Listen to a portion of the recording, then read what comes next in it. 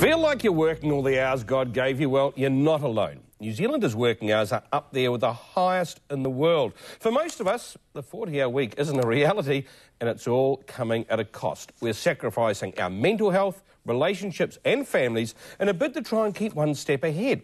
Well, health and wellbeing expert Dr. Adam Fraser says we can have super productive days, achieve high performance with maximum efficiency and zero stress, and leave at 5. He says it's all about getting into the flow. All sounds too good to be true. So what is the flow? Well, flow is a high-performance state, and the first researcher that really looked at this was a guy called 𝗟𝗜𝗡𝗥. And what he looked at is how do athletes get into flow, but also it extends from athletes into people in the working force. And all it is about getting in this high-performance state where you're very focused, you're present, you're insanely productive, but it's also zero stress, and out of the end of it, you're energised rather than exhausted at the end of the day. OK, give us a working office environment. How would that work? Well, first of all, I suppose we have to look at why do we need flow. And as you said before in the intro, the reason we need this high-performance state is that there's more pressure on the average employee than any other time in history. We're doing more with less resources, and also the world's sped up. I mean, there's a book called The 1 Minute Bedtime Story, and they've taken the classic bedtime stories and condensed them to a 60-second soundbite, and it's selling off the shelves. So what's happening is this world's getting very fast, and we have to speed up to cope with it. But you say, though, we need to take breaks during the day. We need to rest our brain. Yeah, absolutely. Well, if I'm sitting in the office and I decide to rest my brain, everyone's going to think I'm skiving. Well, I mean, that's the culture of the workforce, isn't it? That everyone thinks you've got to be putting in long hours, and unless you are stressed and busy and look overwhelmed, you're a bludger. So the thing is, we've got to change that culture.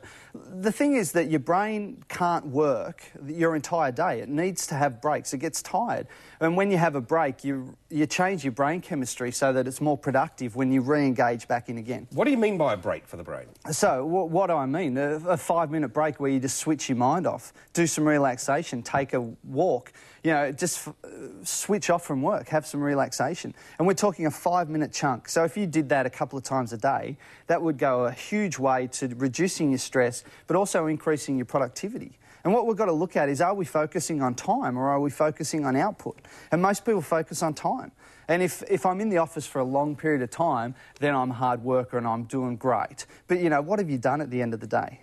See, I mean, everyone would have the scenario where the boss gets into work at 7:30 and the boss is the last to leave the office at 9 o'clock and everyone's feeling the guilt. So if they leave... and they all sit there and wait for him to leave, and when he leaves, they all take off. So what do you do about that? Well, I mean, once again, it's a cultural issue, and the thing is that most people stay, and we're seeing a shift in that with this new generation coming through, and they're not... They want more work-life balance. And what they do is they get in, they get the job done, and they go. And that's what we've got to start to look at is focus on, are we getting the productivity done? And if you get your work done, you should leave. And communicate that to your boss. Communicate that to the people around you. That, you know, I've done all this stuff and it's time to go home now. OK, we are leading more stressful lives. There's stress everywhere. Certainly. How do you let it go when you go home? How do you let it go when you go home? Well, one thing I talk about is this concept of the third place. So the thing is, during the day you have a mindset. So your mindset is you're busy, you're flat out, you've got a lot to do, you've got to do things quickly. Most people race home at the end of the day and take the mindset home with them. I was talking to a CEO the other day who said, you know, he walks in the door, he's finishing his wife's sentences because she doesn't talk fast enough. He's yelling at his kids because they're not time efficient. And he said, they hate me coming home. So what I talk about, the third place is the transition from work to home. It's where you change your mindset from the busy day to the slower, sort of more nurturing, supportive environment of home. And your third place can be anything. It can be the drive home where you turn the phone off, you know, just... Turn the phone off? Yeah, I know. It's a foreign concept and we might need some therapy to get through that. But, you know, turn the phone off, relax and start to wind yourself down from the day. I mean, with me, my office is in my home. So I use the third place as the gym. So I finish work, I go to the gym, I train there for half an hour. I don't talk to anyone because this is my time to switch off. Then I come back home in a far more relaxed, engaged environment.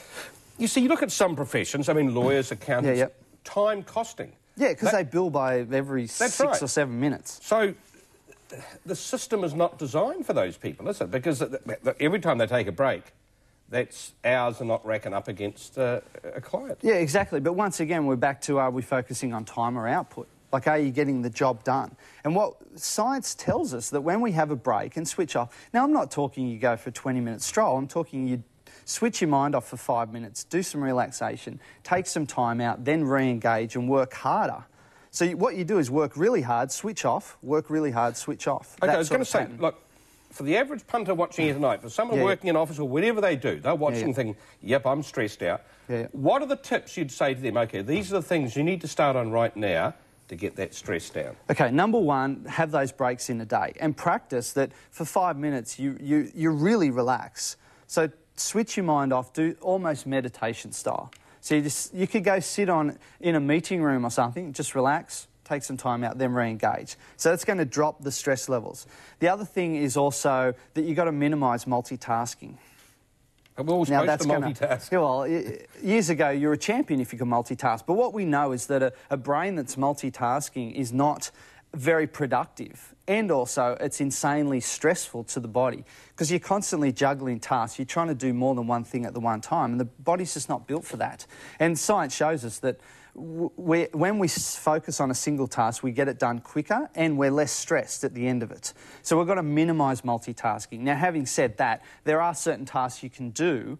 Simple tasks like, for example, you can drive and talk hands-free.